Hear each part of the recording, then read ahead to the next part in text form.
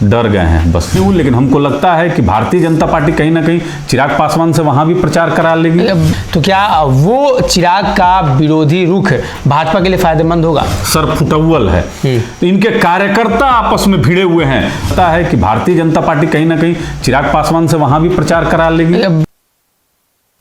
बिहार में उपचुनाव के जरिए ही भारतीय जनता पार्टी वाली एनडीए गठबंधन में दलों की संख्या बढ़ी है।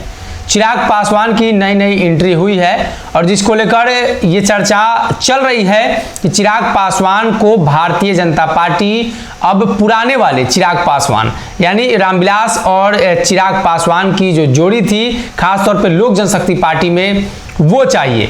ऐसे में चिराग पासवान को लेकर खबर है कि बोचहां माफ कीजिएगा मोकामा और गोपालगंज चुनाव के बाद कुर्नी चुनाव में भी उतारने की तैयारी है। चंदन सिंह है लोजपा नेता, पूर्व में प्रवक्ता रहे हैं लोक जनशक्ति पार्टी रामविलास में। जानने की कोशिश करेंगे चंदन जी, चिराग पासवान को चुनावी मैदान में पिछले बार उतारा गया था, इस बार भी उतारा जाएगा, क्या लग रहा है?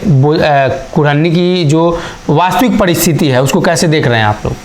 नहीं देखिए, बहुत आश्चर्यजनक बात नहीं है।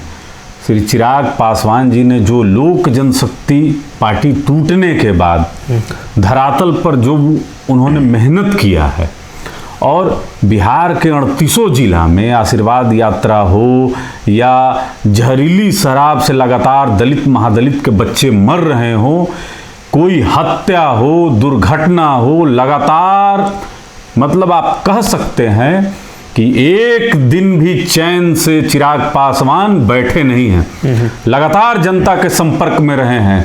उसका नतीजा भी मिला है। उसका नतीजा ये मिला है कि मोकामा और गोपालगंज के उपचुनाव में आप देखें कि चिराग पासवान की भूमिका भारतीय जनता पार्टी के लिए कितना महत्वपूर्ण हो गई। क्योंकि दलित महादलित जो वोट है उसको टर्नअप सिर्फ स्वर्गीय रामविलास पासवान ही करा सकते थे, चाहे वो जिस गठबंधन में हो। अब वही चीज जो है चिराग पासवान करा दिए हैं। और ये इससे पहले भी 2 उपचुनाव हुए हैं, अगर आपको याद होगा तो कुशेश्वर स्थान और तारापुर, ये 2 उपचुनाव के जो रिजल्ट आए उसमें यह साबित हो गया कि देश के एक राष्ट्रीय पार्टी से भी अच्छा वोटिंग परसेंटेज लोक जनशक्ति पार्टी रामविलास के पास है। उस चुनाव में आप तो चिराग भाजपा के लिए काम कर रहे हैं चिराग पासवान, लेकिन शर्त में जो बातें थी तो चिराग पासवान को अभी तक मिला क्या मांगे हैं चिराग पासवान की, वो भी उन्होंने अभी तक सार्वजनिक नहीं की। लेकिन उनके तरफ से कई लोगों का दावा है कि कई तरह की बातें सामने आ रही हैं। क्या लगता है कि भारतीय जनता पार्टी ने किन किन वादों पर चिराग पासवान से बातचीत की होगी? नहीं देखिए, जो मीडिया गलियारे में खबर तैर रही होंगी, मैं उस पे तो कुछ नहीं कहना चाहता, लेकिन मैं इतना जानता हूं कि चिराग पासवान जी सबसे पहले बिहार फर्स्ट, बिहारी फर्स्ट जो उनका विजन डॉक्यूमेंट है उसको भारतीय जनता पार्टी अगर सत्ता में आती है बिहार की तो उसमें कॉमन मिनिमम प्रोग्राम में शामिल कराना बहुत प्रमुख उनका रहेगा। क्योंकि यही एक ऐसा विजन डॉक्यूमेंट था जिससे माननीय मुख्यमंत्री जी से उनकी खटास हुई, तो इसको पहले वो शामिल कराना चाहेंगे। और देखिए, श्री चिराग पासवान जी तेज तरार हैं, युवा नेता हैं, स्वर्गीय रामविलास पासवान के पुत्र हैं और बिहार की राजनीति में बहुत सक्रिय हैं। और इनकी जो लोकप्रियता है वह हर वर्ग समाज में सहज स्वीकार आज के यूथ कर लेते हैं। वह चाहे सवर्ण समाज में हो, अति पिछड़ा में हो, दलित महादलित अल्पसंख्यक, सब समाज के जो नौजवान हैं, महिलाएं हैं, वह इनको स्वीकार करती हैं। तो हमको ऐसा लगता है कि भारतीय जनता पार्टी के लिए पूरे देश भर में एक ऐसा चेहरा मिल गया है जिसको भारतीय जनता पार्टी अपने गठबंधन में शामिल कराकर हर जगह पूरे देश भर में इस्तेमाल करेगी। अभी गुजरात में चुनाव है, अगर आप मैं तो मतलब ये कंफर्म नहीं हूँ, लेकिन हमको लगता है कि भारतीय जनता पार्टी कहीं ना कहीं चिराग पासवान से वहां भी प्रचार करा लेगी। बिहार में क्या लगता है आपको? बिहार में नीतीश कुमार के सामने भारतीय जनता पार्टी के जो नेता हैं वो बौने साबित होते हैं, लेकिन चिराग पासवान ने 2020 के चुनाव के बाद जो बिगुल फूका है, तो क्या वो चिराग का विरोधी रुख भाजपा के लिए फायदेमंद होगा? देखिए, भारतीय जनता पार्टी देश ही नहीं विश्व की सबसे बड़ी पार्टी है और जिस तरीके से देश भर में इनका संगठन है, बिहार में भी उसी तरीके से संगठन है। हाँ, ये बात आपकी सही है कि भारतीय जनता पार्टी ने यहाँ कोई लीडरशिप को पनपने नहीं दिया जी। या ये शब्द कुछ ज़्यादा हो जाएगा, पनपा नहीं। उसका प्रमुख वजह आप जानते हैं कि भारतीय जनता पार्टी ने सदैव अवसर बिहार के मुख्यमंत्री आदरणीय नीतीश कुमार जी को दिया, तरजीह दिया। इससे इनकी जो लीडरशिप है वह आगे नहीं बढ़ पाई। और ये भी बात हकीकत है कि आज के समय में चिराग पासवान जी का जो एक युवा चेहरा है, ये अपने आप में बहुत बड़ा बन चुका है। आप मानते हैं कि बिहार में एनडीए गठबंधन को चिराग लीड करेंगे? बतौर युवा नेता चिराग पासवान की भी मंशा है मुख्यमंत्री बनकर बिहार को चलाने की, तेजस्वी की भी मंशा है। नहीं, देखिए, बिहार का जो सामाजिक संरचना है उसमें कहीं ना कहीं आज के समय का जो डिमांड है, इसमें चिराग पासवान जी को बिहार का लीडरशिप देने का है। तो भारतीय जनता पार्टी के पास संगठन है और उनके पास विधायक है। आने वाले समय में भी अगर बहुमत के नज़दीक भारतीय जनता पार्टी पहुंचती है तो हमको लगता है चिराग पासवान जी एक युवा चेहरा होंगे भारतीय जनता पार्टी के तरफ से, और एक बहुत अच्छा कॉम्बिनेशन होगा। और इससे हमको लगता है कि जो तकरीबन 32 साल से बिहार में जो विकास रुका हुआ है उसको कहीं ना कहीं भारतीय जनता पार्टी गति देने का काम करेगी। और इसमें चिराग पासवान जी का भी जो एजेंडा है, जो बिहार फर्स्ट, बिहारी फर्स्ट, वो भी शामिल हो जाएगा। और भारतीय जनता पार्टी का जो एजेंडा है वो भी शामिल हो जाएगा कहीं ना कहीं। जो आप प्रधानमंत्री से चिराग को लेकर कुछ मांगे रख रहे थे, क्या लगता है उन मांगों पर प्रधानमंत्री विचार करेंगे? नहीं, देखिए, हम तो बराबर कहते रहते हैं कि भारतीय जनता पार्टी देश की नहीं, विश्व की सबसे बड़ी पार्टी है, केंद्र में वर्तमान में सत्ता में है। और देश के यशस्वी प्रधानमंत्री आदरणीय नरेंद्र मोदी जी से हम लोग तो बिहार के युवा जो हैं आग्रह करेंगे कि अपने कैबिनेट में श्री चिराग पासवान जी को भी आप शामिल कीजिए और ऐसा मंत्रालय दीजिए जिसमें बिहार के माननीय मुख्यमंत्री जी से डायरेक्ट उनका टक्कर हो। और टक्कर इस मायने में नहीं कि नीति, सिद्धांत और विचारधारा में दोनों एक दूसरे के अलग हैं, इसलिए कि बिहार के जो नौजवान हैं इनको रोजगार चाहिए। बिहार के जब लोग बाहर जाते हैं तो इनको किस किस नाम से पुकारा जाता है, यह किसी से छिपा हुआ नहीं है। बिहार के जो मजदूर हैं वो पलायन करने पे विवश हो जाते हैं, कश्मीर में गोली खाते हैं। तो लगातार बिहार से जो पलायन बढ़ रहा है, इसके लिए चिराग पासवान जी को वहाँ पर माननीय प्रधानमंत्री जी अपने कैबिनेट में रखें और कोई ऐसा मंत्रालय दें जिससे बिहार में विकास की गति तेज हो। हम लोग तो यही चाहेंगे। रोजगार की बात कर रहे हैं, नीतीश कुमार तो गांधी मैदान में टेंट लगाकर रोजगार दे रहे हैं लोगों को, फिर किस रोजगार, किससे ज़्यादा रोजगार चाहिए? देखिए, बिहार के उप मुख्यमंत्री आदरणीय तेजस्वी प्रसाद यादव जी जब विपक्ष के नेता थे तो एक वादा चुनाव के समय किया था कि एक ही कलम से 10 लाख रोजगार देंगे। गांधी मैदान में बेरोजगारों का जिस तरीके से उपहास उड़ाया गया, मजाक उड़ाया गया, 19 में वैकेंसी निकला और आप एग्जाम लेते हैं, ट्रेनिंग कराते हैं और 10 महीना 11 महीना के सैलरी जो उठा लेता है उसको आप नियुक्ति पत्र बांट रहे हैं। ये तो सारे आपके चैनल में चले हैं, ये तो प्रमाण के साथ है। तो माननीय मुख्यमंत्री जी को और माननीय उप मुख्यमंत्री जी को तो शर्म करनी चाहिए कि बिहार के जो बेरोजगार नौजवान हैं किस तरीके से आप ठगने का काम कर रहे हैं, आईवॉश करने का काम कर रहे हैं, सफेद झूठ बोल रहे हैं और सामने से बोल रहे हैं।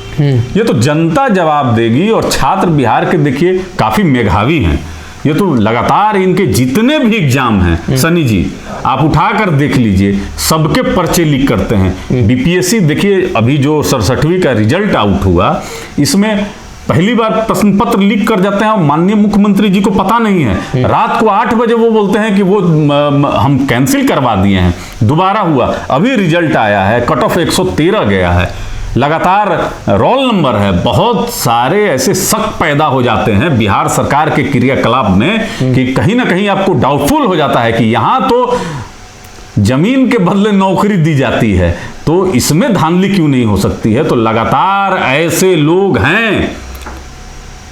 पूर्णी में आप देख लीजिए, महागठबंधन की सीट थी, वहां के विधायक क्या किए थे, फर्जीवाड़ा में उनकी सदस्यता समाप्त हुई है।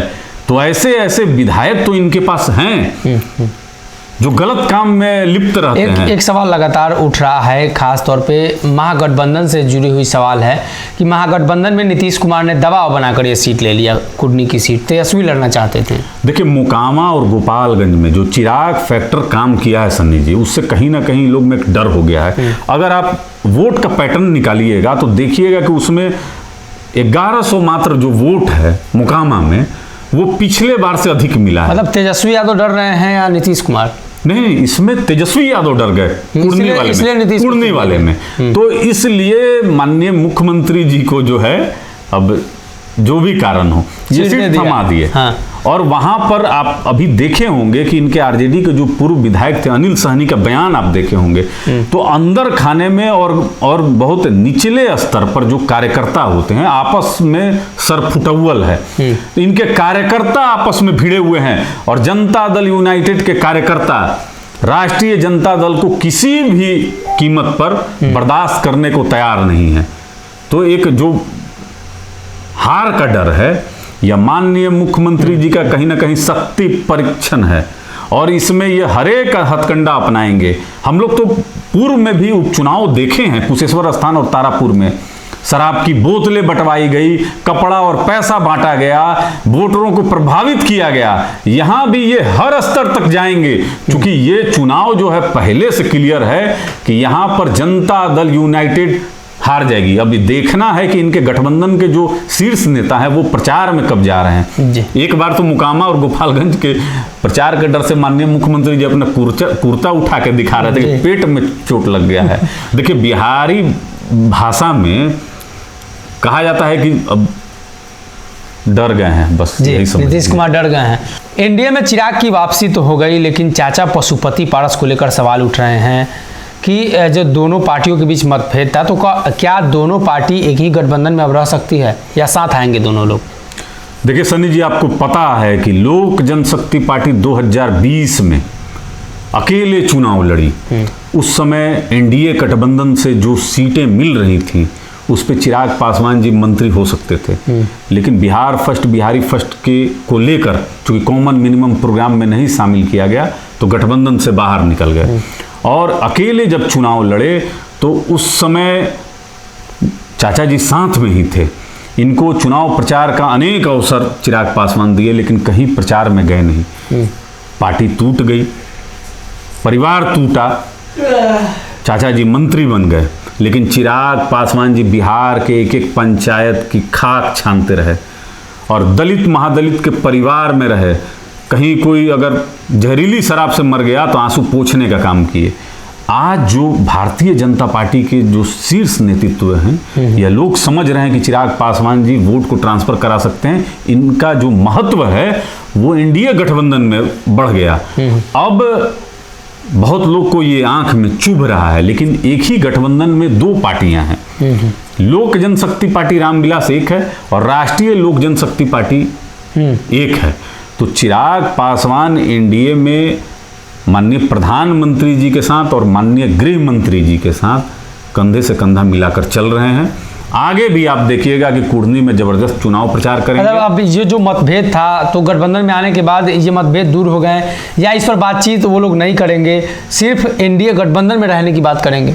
नहीं, चाचा जी तो बहुत पहले कह चुके कि चिराग के साथ अब आना संभव नहीं है। सूरज पूरब से निकल जाएगा लेकिन एक नहीं हो सकते हैं। लेकिन वहीं उन्होंने स्वागत भी किया है कि एक जंगल में शेर भी रह सकता है और दूसरे जानवर भी रह सकते हैं। वो जंगल किसको कह रहे हैं और क्या कह रहे हैं, लेकिन हाँ वो अपनी जगह पर हैं। चिराग पासवान अपनी जगह पे हैं। भारतीय जनता पार्टी को पता है कि कौन बेहतर है, कौन वोट को ट्रांसफर करा सकता है। और लोकतंत्र में तो सनी जी आप जानते हैं कि वोट की चोट ही सबसे ज़्यादा महत्वपूर्ण हो जाती है। देखिए, चाचा पशुपति पारस वाले सवाल को लेकर चिराग पासवान ने भी पहले स्पष्ट किया है और कहा है कि हमारे तरफ से कोई गलतियां नहीं हुई थी और गलती जिनके तरफ से हुई थी अगर वो माफ़ी मांग लेते हैं तो इसमें कोई बड़ी बात नहीं है। पशुपति पारस ने भी कहा है कि आने वाले समय में देखा जाएगा क्या होता है, लेकिन अभी एनडीए गठबंधन में है, एक ही जंगल में अलग अलग तरह के जानवर रहते हैं, तो सभी लोग साथ हैं। भारतीय जनता पार्टी बड़ी परिवार है और एनडीए गठबंधन के अंदर सभी लोग भाजपा के लिए, एनडीए के लिए और बिहार के लिए काम करेंगे। अगर ये वीडियो पसंद आई और वह बिहार के राजनीति और बिहारियत से सरोकार रखेनी तो सब्सक्राइब बटन दबा के चैनल के सब्सक्राइब कर ली। ओजे एगो घंटी बा, ओकरा बटन दबा देला से कुल सटीक और मारक खबर रुआ मुफ्त में मिल जाई। अगर रुआ पत्रकारिता के हमनी के नया प्रयोग में सहयोग कर चाहतानी तो ज्वाइन बटन दबा दी।